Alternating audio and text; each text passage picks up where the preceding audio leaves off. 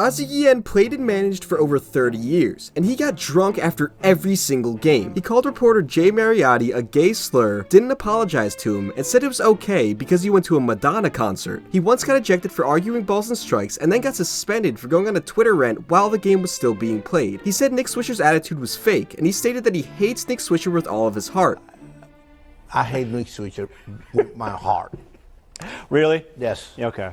Instead of visiting the White House after winning the World Series, Guillen went on Venezuelan President Hugo Chavez's radio show. He later had a year-long Twitter beef with actor Sean Penn because of Penn's support for Chavez. Can I say what I feel about him? Sure. He's a loser. Ozzie even fired his own son from his job with the White Sox in 2010. I fired my own kid. His biggest accomplishment was leading the White Sox to their first World Series title in 88 years in just his second season as their manager. But most notably of all, he once told Time magazine that he loved Fidel Castro while he was managing in Miami, and he hasn't managed since. Ozzie Guillen was the most controversial figure in baseball, and his story is coming up right now. What you see here, this is what you get. That's it. You like it, you like it. You don't, beat it. Ozzie Guillen was a Major League shortstop known for his glove for 16 years. He won Rookie of the Year, was a 3-time All-Star, and earned a Gold Glove, all during his 13-year tenure with the White Sox. He coached for 3 years after retiring and won a World Series with the surprising 2003 Florida Marlins. After the season, the White Sox wanted to interview him to be their new manager. Tell me about when you were being interviewed for the potential White Sox manager's job. I was drunk. You were drunk? Yes.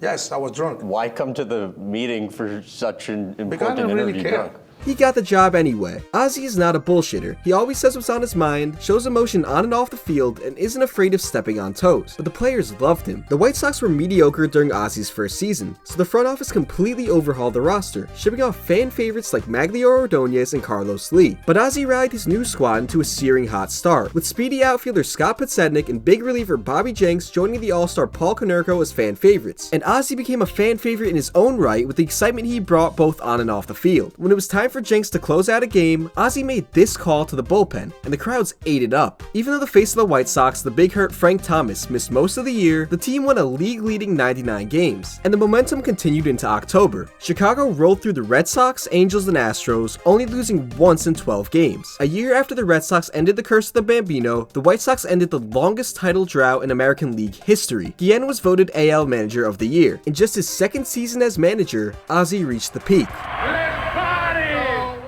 But when we brought up the subject of steroids, he wasn't afraid to share his thoughts. I told my wife asked me that question. If you had a chance to use it, you do it? Hell yeah! The team was good again in 2006, winning 90 games, but they missed out in the playoffs thanks to fantastic seasons from the Twins and Tigers. During the season, Ozzie got into his first real controversy. Columnist Jay Mariotti wrote another of a series of scathing columns about Guillen's managerial decisions, so Ozzie went on a tirade to a group of reporters, calling the columnist a piece of shit fucking That's the best thing I ever called Jay. That's the best thing come out of my mouth for Jay. Ozzie explained that he had nothing against gay people, citing his multiple gay friends and the fact that he went to a Madonna concert. MLB fined him and forced him to take sensitivity training regardless. Major League Baseball sent me to anger management and all kind of stuff. I went through it. How was it? Awesome. They sent me a guy to help me. I was helping him. You're more careful now? Not really. The White Sox were terrible in 2007, so they made a bunch of moves going into 2008, including bringing in the man who would become Ozzie Guillen's most hated adversary. Who was this absolute demon? Who set Ozzie off more than any other player or teammate he ever coached or managed? He was the White Sox new center fielder. Nick Swisher? Yes, one of the most beloved people across all of baseball, Nick Swisher was the bane of Ozzie's existence. Ozzie saw him as a phony, and to him, that's the worst thing you can be. A lot of people out there, they're fake. And the media know they're fake. Guillen's 2009 squad was mediocre, missing out on the playoffs, but one of the most important events of his entire career happened in the offseason after that year. Ozzie got a Twitter. You think I need a Twitter to let the fans know how horse my team is? No, they know every day. The organization was not too pleased knowing how unfiltered Ozzie could be. His son Oni made an account of his own soon after, and both accounts led to controversy for years to come. Oni worked in the White Sox scouting department, so when he began tweeting harsh criticisms about the organization, such as the following, something had to be done. Ozzie told his son to resign from his job, and he obliged. The White Sox claimed that although they weren't happy with the tweets, they would have been fine with him keeping his job. Ozzie loves his family more than anything else, sports. But as a father, he felt that it was a necessary lesson, something about not biting the hand that feeds you. But just because Oni was no longer with the White Sox, that doesn't mean the controversy was at its end. Near the end of the 2010 season, Bobby Jenks complained about the elder Guillen's lack of trust for him in big games. Jenks battled some injuries and weight problems before losing the closer role, so his entitlement to the closer role was somewhat ridiculous, and Oni didn't hold back in calling him out. He tweeted about Jenks' drinking problems, marriage issues, and called him an ungrateful piece of shit, fat-ass, yellow beard dipping idiot. SB Nation made an entire beef history video about Jenks and Ozzie, and it peaked when Ozzie said he'd rip his throat out when he saw him. Ozzie's most notable Twitter beef was something much weirder. In 2011, actor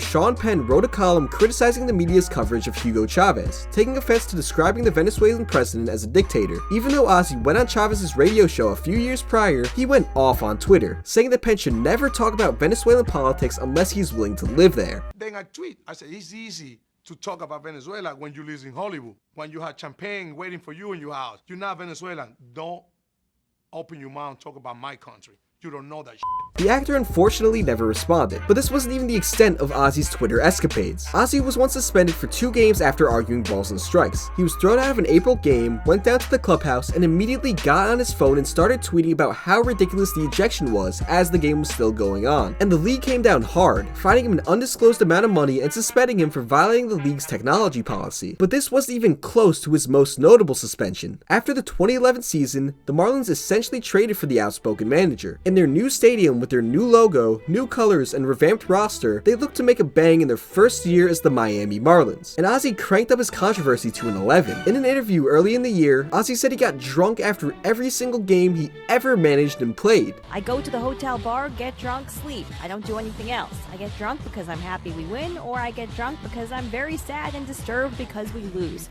Same routine, it never changes. It's been the same routine for 25, 28 years. But that's not all. The most notorious moment of Ozzie's career, and probably the reason he hasn't managed since 2012, happened during the first week of the season. In an interview with Time magazine, the conversation turned towards Cuban leader Fidel Castro, and maybe the worst possible introduction to the vast Cuban-American populace of Miami. Ozzie was quoted as saying that he loved and respected the Cuban dictator. He went on to walk back those statements, but the original controversy grew so big that hundreds of Cuban protesters showed up to Marlins Park. Ozzie received a 5-game suspension from the league, the Marlins won 69 games, and Guillen hasn't managed since. You see crazy leaders, very stupid leaders. You got all kinds of leaders out there, but you don't see a leader just mute.